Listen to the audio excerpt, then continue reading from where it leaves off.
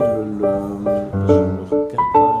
Qu'est-ce que je fais avec ce que j'ai dans le frigo? Je peux faire des études, je vais faire de la musique. Donc, je suis papa, j'ai 2 enfants, j'ai une femme.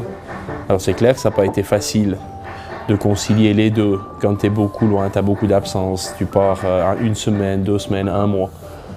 C'est pas évident, tu vois pas forcément tes enfants qui grandissent et tout. Mais le point positif, c'est que chaque fois que je rentre, ça me permettait vraiment de couper, de dissocier les deux choses, je dirais, du travail, entre guillemets, et puis la vie privée te permet vraiment de te ressourcer, de t'évader, de penser à autre chose. Ouais, le moment que je préfère, c'est quand ils viennent me chercher soit pour jouer avec eux, hein, ça c'est clair, parce que ça me permet aussi à moi de m'évader.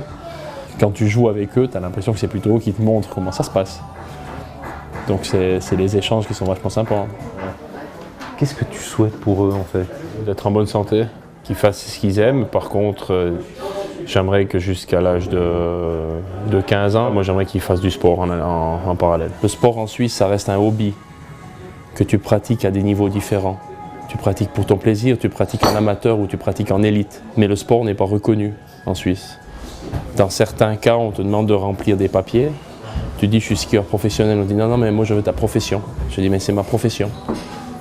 Non mais il me faut quelque chose. Alors tu mets dessinateur bâtiment, mais ça fait 10 ans que je ne fais pas. Et pour moi le sport c'est la vie, ça fait partie du domaine, ça fait partie des gens de tous les jours. Et ça pour moi c'est l'avenir. C'est l'avenir de nos jeunes, c'est de les faire bouger, c'est de leur apprendre à redécouvrir, je dirais, leur corps. Je ne sais pas si ça t'énerve ou si ça te blesse. C'est énervant ou frustrant. Moi j'ai fait mon chemin, j'ai eu de la chance, c'est clair. Je crois que j'ai eu une chance énorme dans ma vie jusqu'à maintenant. J'ai fait ce que j'ai aimé. Il y a eu des années plus difficiles que d'autres. Il y a eu des années aussi, je pense, ça m'a dit, c'est peut-être à ces moments-là où je me suis dit, ben voilà, ça vaut la peine de continuer juste pour ça. Parce que ça fonctionne, parce que ce qu'on ressent, les émotions qu'on peut avoir, même si elles sont pas aussi nombreuses qu'on aimerait, ça vaut la peine. Hein. Tu cours après quoi? Moi, je cours après les challenges. Ouais. Mais ça, je crois que ça vient du sport. Je dis, moi, ce qui me fait avancer, ce qui me fait envie de vivre, entre guillemets, hein, c'est de regarder devant. Quelles sont ses possibilités, où est-ce que j'ai envie d'aller. Les émotions, les montées d'adrénaline, où est-ce que tu les retrouves, ces émotions? Bon, ça, je les cherche. Je les cherche en me mettant des projets.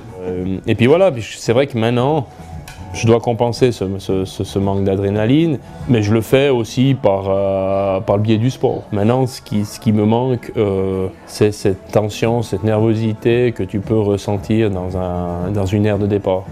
Tu es quelqu'un de généreux? J'ai de la peine à dire non, ouais. T'as de la peine à dire non? Ouais, ça c'est mon épouse qui le dira. Non, je crois que je donne beaucoup de temps, j'adore ce que je fais aussi. Mais je donne aussi beaucoup de temps pour d'autres choses. Ça fait une 15aine d'années que je suis parrain, par exemple, pour l'association ELA. Après, je pense que je suis quelqu'un qui donne beaucoup de sa personne. Si on parle de générosité. Des fois trop.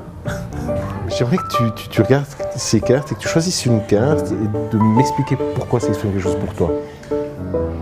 Ouais, ça c'est pas faux. Et puis ça a plutôt toujours été ma façon de voir les choses. Dans un moment difficile, on peut parler de la compétition, on peut parler de la vie aussi, hein, on peut parler il y a des élections politiques là ces jours. Il y a toujours quelque chose de positif à ressortir, toujours. Ok, tu te morfonds, tu analyses qu'est-ce qui a marché, qu'est-ce qui n'a pas marché, pourquoi ci, pourquoi ça, pourquoi moi. Et puis après, quand tu as un tout petit peu de recul, tu te dis mais quand même il y a quelque chose à ce moment-là qui a fonctionné.